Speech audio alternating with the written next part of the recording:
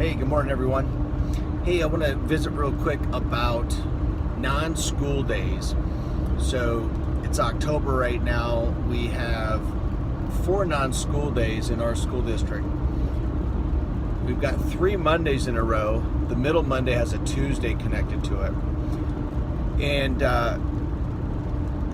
this really comes down to philosophy, strategy, and it depends on what seat you're in. If you're an owner-operator like I am, you are hopefully trying to really capitalize on these non-school days and maximize the services you're able to provide without overflowing your classrooms, without losing revenue. So I want to talk about creating the demand for these non-school days and what we've been able to do through all these philosophies that I may have talked about and strategies in the past when it comes to giving families credits for non-school days for not coming and waiting lists for kids that want to drop in on these non-school days. So what we've been able to do is create such a demand that we've got a list of kids that are wanting and needing to drop in on these non-school days. So these are school agers, obviously, kindergartners and school agers that may have been with us in preschool or over the summer, that kind of thing. Then we have families that we are able, that let's say their preschool, pre-kindergarten child or kindergarten or school ager comes to us Monday through Friday, that are able to follow the school calendar. So on these 4 days, they're not going to come and I'm not going to charge them. And not only do we have some of those, but through our non-school day tracking system, I can see, let's say in a classroom that I've got 50 kids scheduled to come between our preschool and school age classroom. I'm licensed for 44, so I know I need to find 6 more kids and families that will keep their child out. I'll give them a credit to them and make sure I don't exceed my license capacity and room capacities. This creates a micromanaging need. You might think, well, that's a nightmare. It's not. It's not if you have the right systems, spreadsheets, software, whatever you're using to track which kids are coming and which are not. That'll be in a different vlog.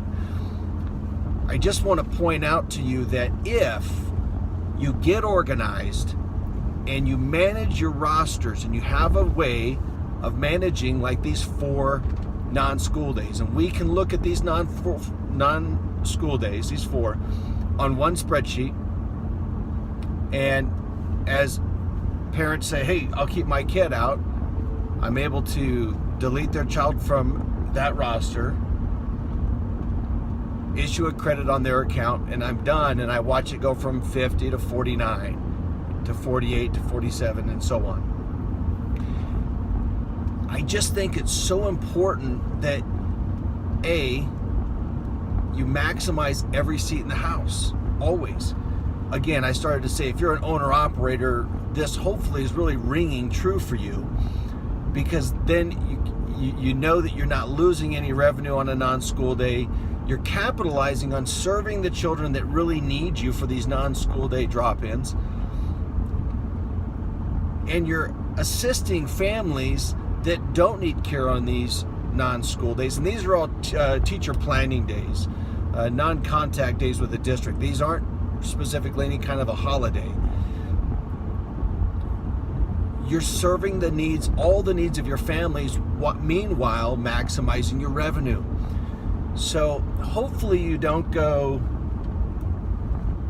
slack on these non-school days and just roll with the punches. I don't know how your program is set up. You may not have a school age program. You may run at 70% capacity on these non-school days. You might not charge parents if they don't bring their child. That concept doesn't fit into our program.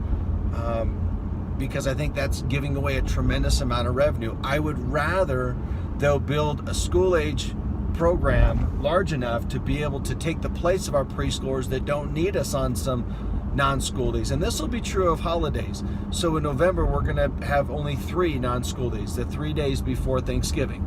And then we're closed Thanksgiving and Black Friday.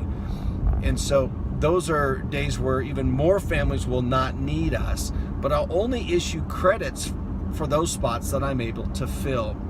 So I'll just wrap up by this.